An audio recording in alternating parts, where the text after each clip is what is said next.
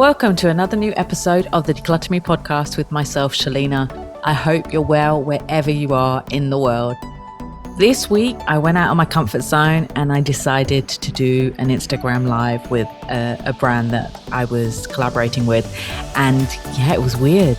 I was talking, there was no one in front of me, people were asking questions, but to have this live session, it was so nerve-wracking, but it was great. It was really good. But yeah, totally out my comfort zone. If you were listening, let me know what you thought and if you think I should do it again. And yeah, this was me. That was my week and what I did getting out my comfort zone. Let me know what you do to get out of your comfort zone and if you've been doing anything exciting, even if it's skydiving or sky jumping or whatever those things are. That's just nuts. I will never do that. But yeah, good on you if you do that stuff. So this week, I want to talk about the maintenance mode of decluttering and organizing. So it's fine and dandy to declutter and organize a room like your kitchen in a big session, either by yourself or with a professional organizer. But what about later? I declutter and organize all the time in my home. I know it sounds surprising, but yep, all organizers have to, unless they buy nothing. And if they say they don't, they are most probably lying. But anyway, so I have to declutter food, clothes, toiletries, etc. every so often, and like rearranging the items into better systems. And after all these years, there's so many new ways to organize your items, either with different hangers, boxes, organizing tools. And I test them out all the time whenever I see them, just to see if it works and whether it's worth getting it for my clients as well. So I want to help you to maintain your space as well, so you can stay organized and decluttered moving forward. So first of all, let's talk about one of my favorite tips, which is buy one, get rid of two. That is a great way to free up space in your home without thinking about it much. So if you buy a new dress, you have to get rid of two dresses or two items of clothes and then put them in the donation bag. And when that bag is full, you can give it away for charity. And by doing the buy one, get rid of two, you free up more space, whether it's in your hanging, your shelves, your bookcase, your pantry. You just get more room. So think about that always when you buy something. And when you're buying something, you'll also think twice about buying that item as well.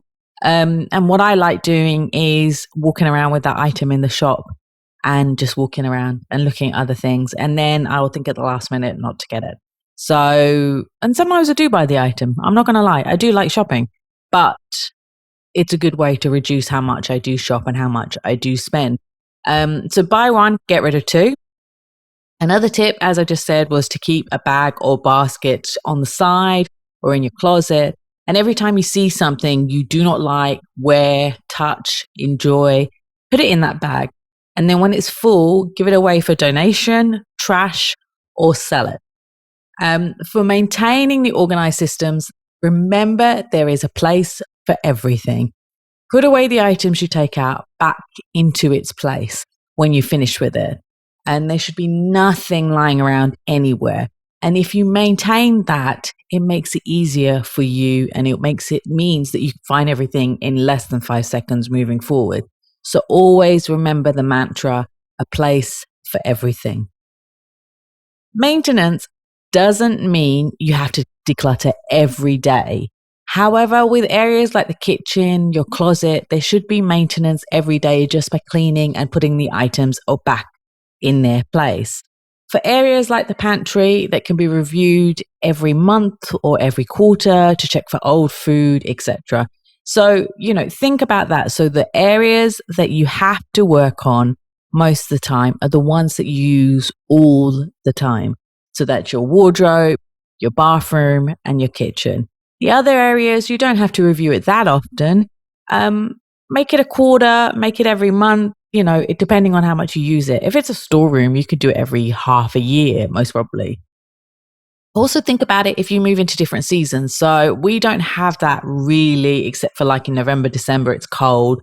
And then it's very hot in the summer, so we have way less clothes. But think about that as you move into the different seasons, review the clothes you are no longer able to wear and see if any can be decluttered. So now it's getting to autumn and there'll be winter. So all your summer clothes that you're going to pack away because you can't wear them, review them and see, are you going to wear them again next year? Are they going to be in fashion? Are they really uncomfortable to wear? And if they are not great, put them in that bag, which is going to go for a donation, or give it away straight away. And this means that you have less stuff going in for storage, and also you have less stuff to deal with in the next year when it comes to that season again. A key thing to remember when doing maintenance mode is that it doesn't have to be perfect. It just has to work for you, and make sure that the cluttered cloud doesn't invade your life again. And I talk about the cluttered cloud so often.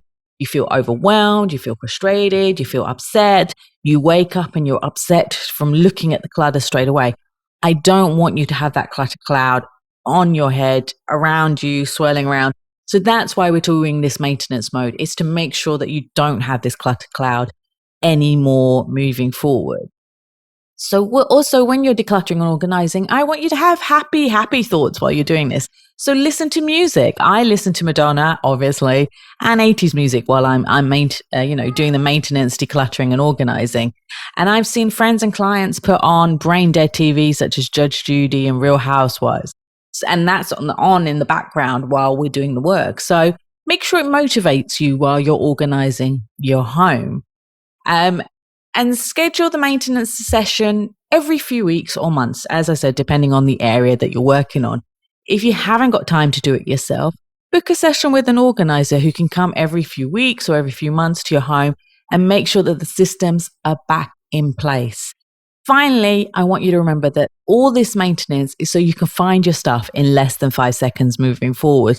If you get to that target, then I would be a happy bunny. So just let me know if you can find your stuff in less than 5 seconds after doing this, then I'll be like, yay, happy days. So this is my short little episode today about keeping it maintained, keeping it smooth, keeping it organized for you, and making sure that you can find your stuff in less than 5 seconds moving forward. I hope you found it useful. If you do, leave a comment, put a star, put a like, share it with your friends and family. Tell everyone about it so that they can listen to it and it'll help them to get maintained as well. Thank you as always for listening. I will talk to you next week. And if you have any ideas or suggestions for the podcast, let me know in the comment box as well down below. Thanks always. Take care. Bye.